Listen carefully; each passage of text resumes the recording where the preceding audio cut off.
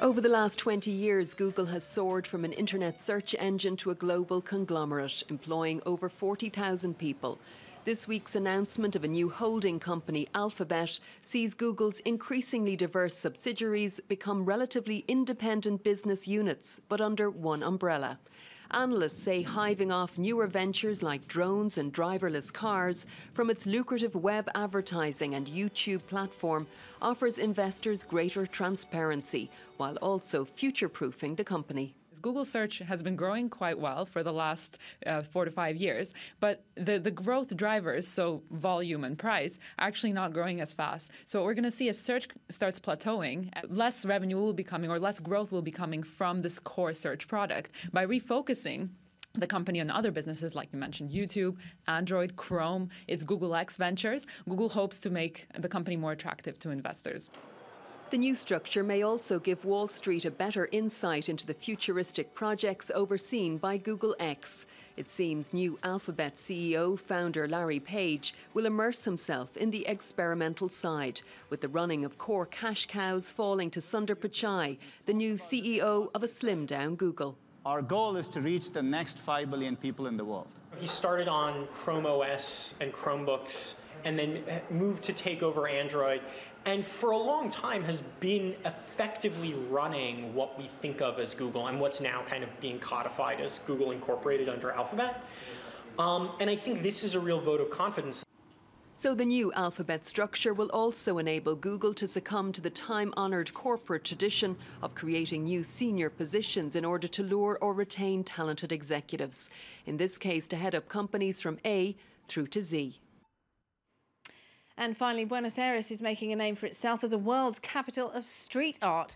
Graffiti decorates homes, schools and even churches. Supporters say the murals help fight vandalism and they improve the quality of life for people living in Argentina's capital. Take a look.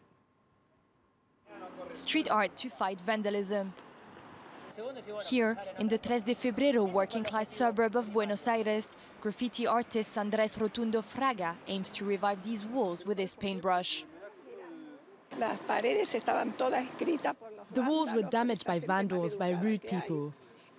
We have no money to paint, so the local authorities kindly sent us this great artist so we can embellish this wall.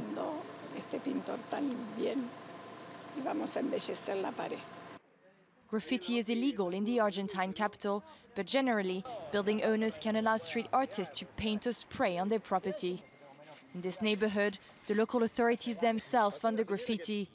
Beyond the artistic value, murals also make the residents more mindful of their surroundings and eager to improve their quality of life. It's not just a drawing, and from the moment we first started this project, we didn't want it to be just that. We always said that it was something for people to participate in, and as time goes by, we're succeeding. Today, 3 de Febrero has 350 to 400 murals spread throughout the poorest to the prettiest neighborhoods, for the lack of a better word. Buenos Aires has become one of the world's capitals of street art, with thousands of murals decorating houses, schools and even churches.